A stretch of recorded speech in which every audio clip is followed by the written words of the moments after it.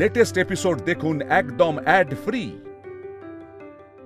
আপনি এইমাত্র দাবি করেছেন যে আমাদের সামনে যিনি দাঁড়িয়ে আছেন তিনি অন্তরা লাহিড়ী নন, তিনি অনামিকা। এর সপক্ষে আপনার কাছে কোনো রক সলিড প্রমাণ আছে কি? প্রমাণ আছে ধর্মাবতার।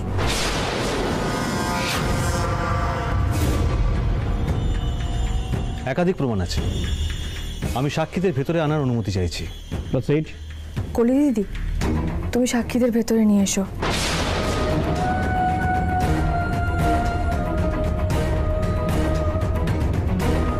আসুন।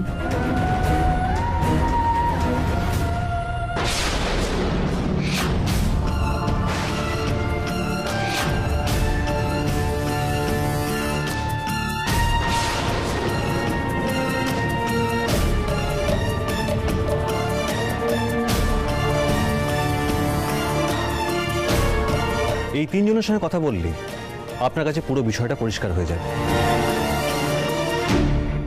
আর প্রথম সাক্ষী সমীরণ উপাধ্যায়, দ্বিতীয় সাক্ষী অনুপ্রিয়া বসু মল্লিক এবং তৃতীয় সাক্ষী রবি মণ্ডল।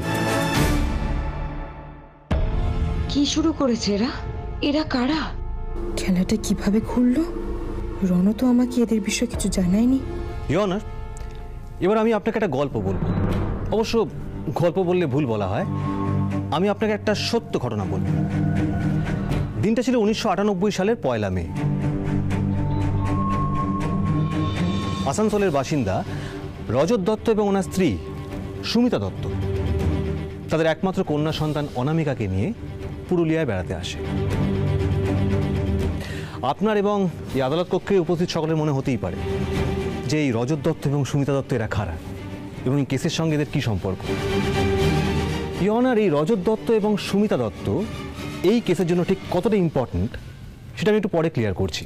তবে তার আগে আমি আমার পুরনো কথায় ফিরে আসি। 1998 সালের 1 মে আসানসোলের বাসিন্দা রজত দত্ত এবং সুমিতা দত্ত তাদের একমাত্র কন্যা সন্তান অনামিকাকে নিয়ে পুরুলিয়ায় বেড়াতে আসেন। অযোধ্যা পাহাড় থেকে নামার সময় তাদের গাড়ির অ্যাক্সিডেন্ট হয় এবং ঘটনাস্থলে রজত দত্ত এবং সুমিতা দত্ত মারা যান। কিন্তু বেঁচে যায় তাদের একমাত্র কন্যা অনামিকা। তাকে উদ্ধার করে নিয়ে আসা হয় পুরুলিয়ার পবিত্র হৃদয় অনাথ আশ্রমে। কারণ সেই সময় দত্ত দম্পতির কোনো আত্মীয় সন্ধান পাওয়া যায়নি। তারপর সেই বাচ্চা মেয়েটি সেখানেই বড় হতে থাকে এবং পরবর্তীকালে মুম্বাই চলে যায় এবং সেখানে উমা দীক্ষিত এবং মন্টি ডিসুজার কাছে গান এবং নাচ শেখে। তারপর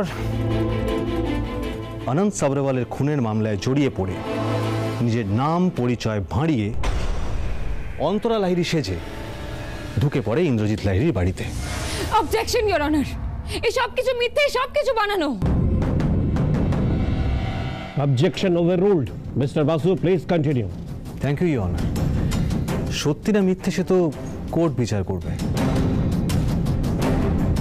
মাই লর্ড, এবার আমি একে একে আমার সাক্ষীদের ডেকে নেব। Proceed. আমি প্রথমে ডেকে নেব রিটায়ার্ড পুলিশ অফিসার সমীরণ উপাধ্যায়কে।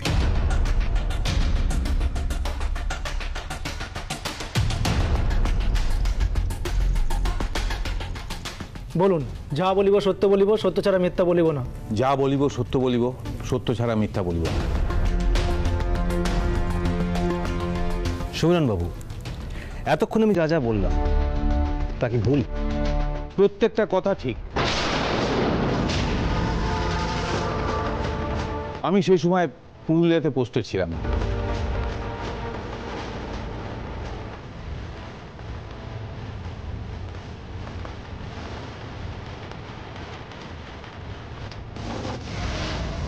কি হচ্ছে এসব? এরা এই সমস্ত সাক্ষী জোগাড় করলো কি করে? আমি এবার কি সওয়াল জবাব করব কিছুই তো বুঝতে পারছি না। এরা বারবার কি যমজ বোন বলছে, আমার তো নিজেরই সবটা গুলিয়ে যাচ্ছে।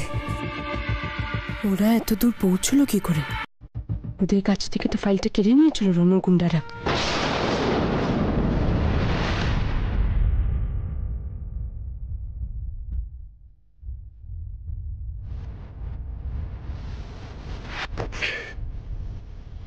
এত কিছু করলাম, তারপরেও ফাইলটা হাত থেকে মিস হয়ে গেল, কিচ্ছু করতে পারলাম না।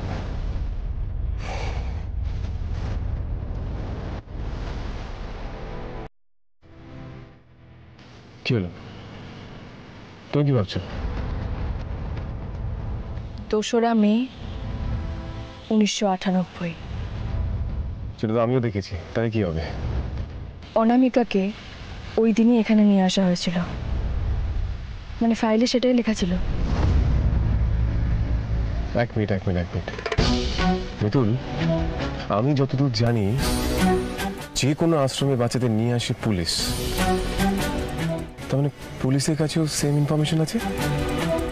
আমরা যদি জানতে পারি ওই সময় থানায় ইনচার্জ কে ছিল, তাহলে আমরা সবটা জানতে পারবো, রাইট?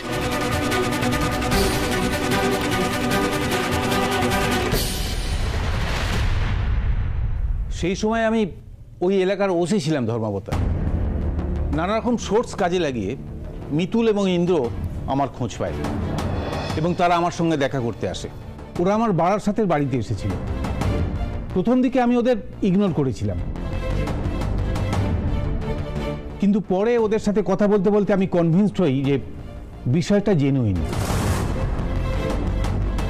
ধর্মাবতার, আমি জীবনে অনেক কেস লিড করেছি, অনেক মানুষকে অনেক রকমভাবে সাহায্য চাইতে দেখেছি, কিন্তু গুগলি মিতুলের নিজের মেয়ে না হয়েও ওকে কাছে রাখার জন্যে মিতুলের যে লড়াই, সেটা আমাকে নাড়া দিয়েছিল। তাই আমি কথা দিয়েছিলাম যে ওদের আমি সাহায্য করব। এই অবসরে অনামিকার আসল পরিচয় জানার জন্যে আমি পুলিশের পুরনো রেকর্ড ঘাঁটতে শুরু করি এবং সেখান থেকেই 1 মের অ্যাক্সিডেন্টের ডিটেলস পাই। মিতুল তো আমার অতীত ঘুরে অনেক তথ্য বের করে এনেছে, কিন্তু এর শেষ কোথায়? আমি তো কোনো হদিশই খুঁজে পাচ্ছি না।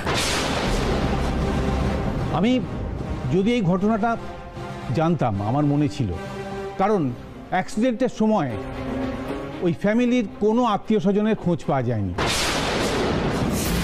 কিন্তু আশ্চর্যজনকভাবে বাচ্চাটা বেঁচে গিয়েছিল। এরপর ইন্দ্র আর মিতুল আমার সঙ্গে দেখা করতে আসে। আচ্ছা, তাহলে আমাদের বলুন, আপনি এই কদিনে কি কি ইনফরমেশন পেলেন? প্রথম দিন আপনাদের ফিরিয়ে দেওয়ার পর আমি রিসার্চ করে দেখেছি আমি ওই বাচ্চাটাকে আশ্রমে রেখে দিয়ে এসেছিলাম। তার মানে আপনি নিশ্চয়ই ওর বাবা মার পরিচয় জানতে পেরেছেন? অবশ্যই।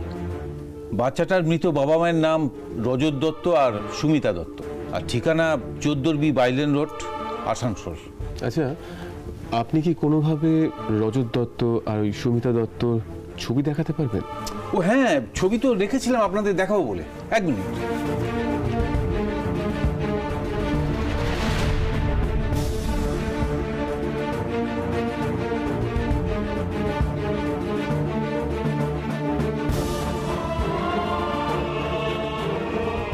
এই মহিলাকে আমি কোথাও যেন দেখেছি।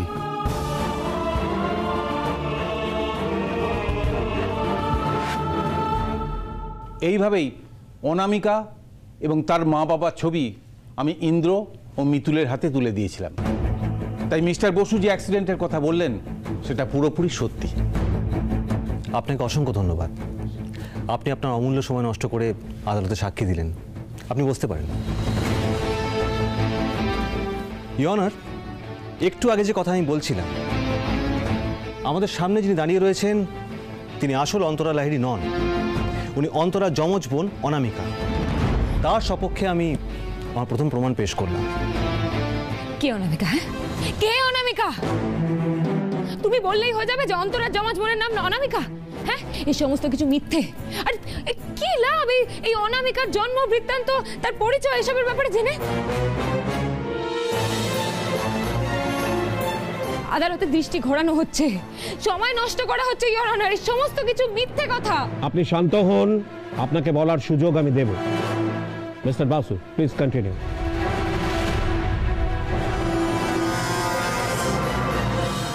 আমার মন বলছে আমি এই কেস হেরে যাব। আমি যতই চিৎকার করি, অন্তরার যমজ বোনের সাথে আমার কোনো সম্পর্ক নেই, কিন্তু আমার মন বলছে অন্তরার যমজ বোনের সঙ্গে এই কেসের ভয়ঙ্কর যোগাযোগ আছে। আমি কে আমি?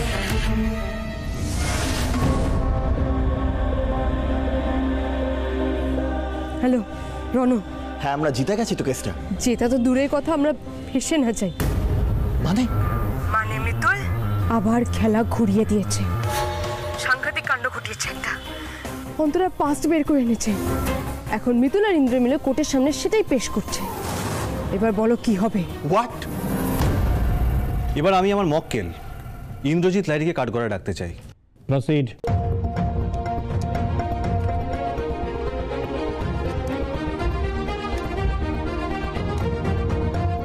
বলুন, যা বলিব সত্য বলিব, সত্য ছাড়া মিথ্যা বলিব না। যা বলিব সত্য বলিব, সত্য ছাড়া মিথ্যা বলিব না। মিস্টার লাহিড়ী, ছবি দেখে আপনার যে ওই মহিলাকে চেনা লাগলো, তা ছবিটা পাওয়ার পর আপনারা কি করলেন? ওই ভদ্রমহিলাকে দেখে আমার কিছুতেই মনে আসছিল না, তবে আচমকাই আমার মুখটা মনে পড়ল।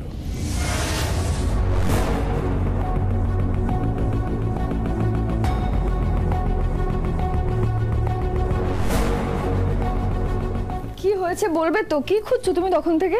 কথা বলে সময় নষ্ট করুন।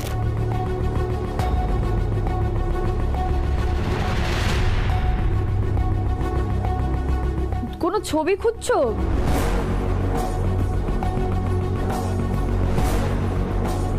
আমাকে বলবে তো কি খুঁজছো?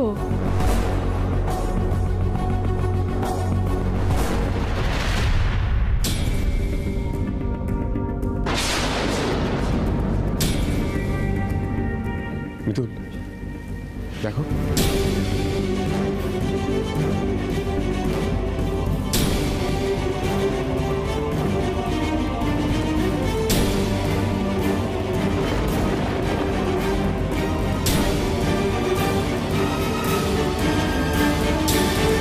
এখানে তো অন্তরাদের বাবা মা আর অনামিকাদের বাবা মা, মানে রজত দত্ত আর সুমিতা দত্তের ছবি।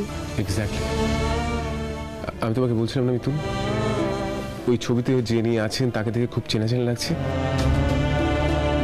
আমার মনে পড়ে গেছে, উনি হচ্ছেন অন্তরার মাসি সুমিতা দত্ত। হ্যাঁ মিতুল। মানে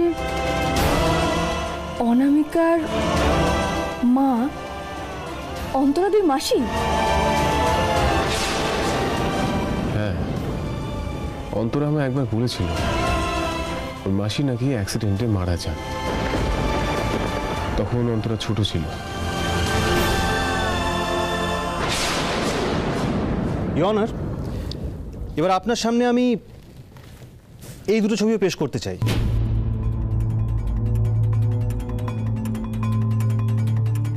ধর্মপত্র আপনি মিলিয়ে দেখুন। 1998 সালের 1 মে যে দম্পতি গাড়ি অ্যাক্সিডেন্টে মারা গেছিলেন, অর্থাৎ রজত দত্ত এবং সুমিতা দত্ত, সেই সুমিতা দত্ত এবং এই ছবিতে অন্তরার আসল মা বাবার সঙ্গে যিনি রয়েছেন তিনি একই ব্যক্তি।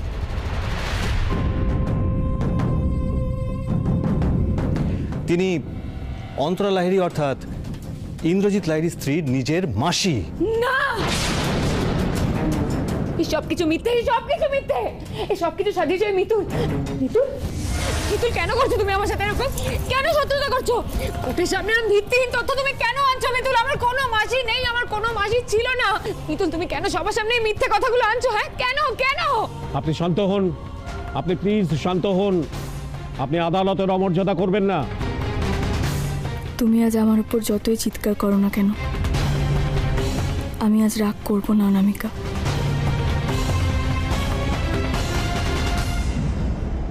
আমি বুঝতে পেরেছি তুমি এত বড় একটা সত্যি জানতে পেরেছো, আর তুমি এখন যেটা করছো সেটা অভিনয় নয়। মানুষ এত জীবন্ত অভিনয় করতে পারে না। আজ তুমি তোমার জীবনের সব থেকে বড় সত্যের মুখোমুখি হলে। তুমি এসেছিলে আমার সাথে ছলনা করতে,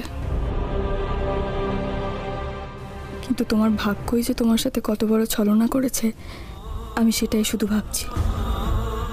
বিশ্বাস করো, তোমার উপর আজ আমার একটুও রাগ হচ্ছে না। কষ্ট হচ্ছে তোমার জন্য, খারাপ লাগছে। আমার কোনো জমজ বোন কোনোদিনও ছিল না, আমি আমার বাবা মার একমাত্র সন্তান। প্লিজ বি কোয়াইট, চুপ করুন আপনি। আপনি মিস্টার বাসুকে কথা বলতে দিন। মিস্টার বাসু, আপনি কন্টিনিউ করুন। Thank you your honour. যে সত্য ঘটনাটা আমি বলতে শুরু করেছিলাম, এবার তার প্রথম অংশটা আমি বলব। রজত দত্ত এবং সুমিতা দত্ত এরা কারা এবং এদের সঙ্গে অন্তরা লাহিড়ী এবং অনামিকার ঠিক কী সম্পর্ক, আমি সবটা আদালতে বুঝিয়ে দেব। তাহলে শুরু করি। ইওর অনার, এ কথা আগেই প্রমাণ হয়ে গেছে যে অনামিকার মা সুমিতা দত্ত ইন্দ্রজিৎ লাহিড়ীর আসল স্ত্রী অন্তরা লাহিড়ীর নিজের মাসি। অন্তরা লাহিড়ী নিজের মা অর্থাৎ পরমা চক্রবর্তী যমজ কন্যা সন্তানের জন্ম দেন,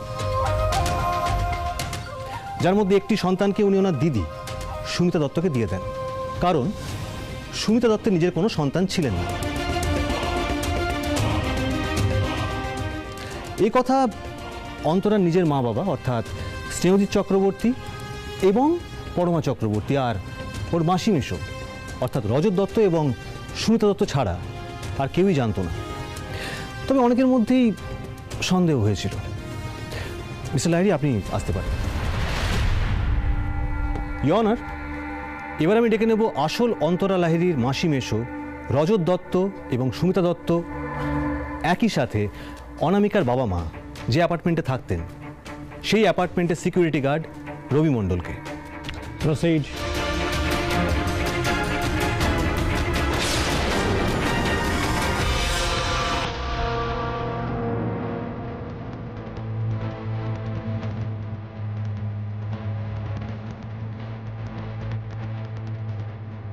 বলুন, যা বলিব সত্য বলিব, সত্য ছাড়া মিথ্যে বলিব না।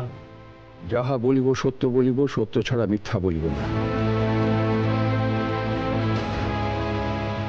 রবিবাবু, এই যে রজত দত্ত এবং সুমিতা দত্তের সন্তান, সে যে তাদের আসল সন্তান নয়, এটা আপনার কবে থেকে সন্দেহ হল?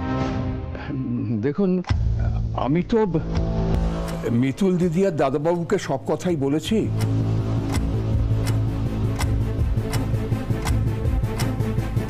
আদালতের সামনে আমি একই কথা বলবো। সত্যি কথা বলতে আমার কোনো ভয় নেই ধর্মাবতার।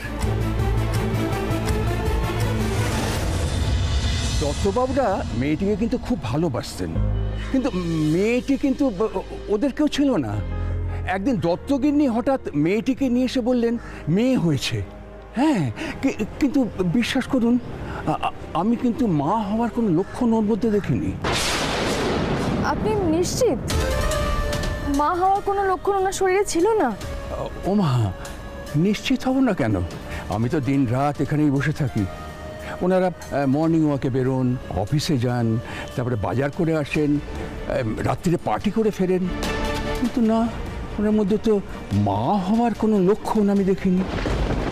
তারপর একদিন ওই বাচ্চাটাকে নিয়ে এলো, এ নিয়ে আবার এই ফ্ল্যাটে ফ্ল্যাটে অনেক কানাঘুষো কথাবার্তা আরম্ভ হয়ে গেল। ওনারা কিন্তু একদম মুখে কুলু পেটে বসতেন। আপনাকে অনেক ধন্যবাদ রবি কাকা। আচ্ছা, আপনাকে যদি কোর্টে গিয়ে কথাগুলো বলতে বলা হয়, আপনি বলবেন তো? ওমা, বলবো না কেন? তুমি নিজের মেয়ের জন্য এরমভাবে লড়াই করছো, আর আমি কোর্টে গিয়ে বলবো না? প্রয়োজন হলে আমি 1000 বার কোর্টে গিয়ে কথা বলবো। ঈশ্বর তোমার মঙ্গল করুক দিদি। ইওর অনার, পরপর দুজন সাক্ষীকে আমি আদালতে পেশ করলাম। তাদের কথা থেকে পরিষ্কার হয়ে যাচ্ছে যে রজত দত্ত এবং সুমিতা দত্ত অর্থাৎ আসল অন্তরার মেশো মাসির যে সন্তান ছিল, তা তাদের নিজের ছিলই না। মিথ্যে কথা, এই সমস্ত কিছু মিথ্যে কথা, মিথ্যে সাক্ষী, সব সাজানো। আচ্ছা আচ্ছা, আমি মেনে নিলাম আমি অনামিকা, আমি মিথ্যে বলেছি, আমি সবটা সাজিয়েছি। কিন্তু তাহলে আমার প্রশ্ন যে অন্তরার কোনো যমজ বোন ছিল, সেটা তাদের কোনো আত্মীয়রা জানতো না কেন? কেন ইন্দ্রজিৎ লাহিড়ী? সেই উত্তর দেব আমি, সেই উত্তর আমি দেব ইওর অনার। তার জন্য আমি স্ট্যান্ডে রাখবো মিতুলকে, কারণ অনেকগুলো অনুমান পর পর সাজিয়ে অনামিকার অতীতটাকে বার করেছে এই মিতুলি। প্রসিড।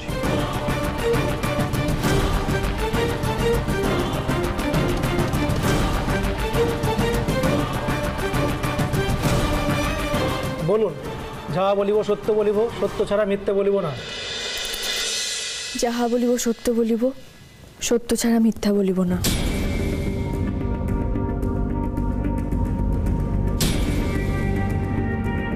তোমার মুখোশ খুলব বলে আমি যে পথে চলতে শুরু করেছিলাম, সেটা যে তোমার জীবনের পথটাকে এভাবে পাল্টে দেবে আমি ভাবিওনি।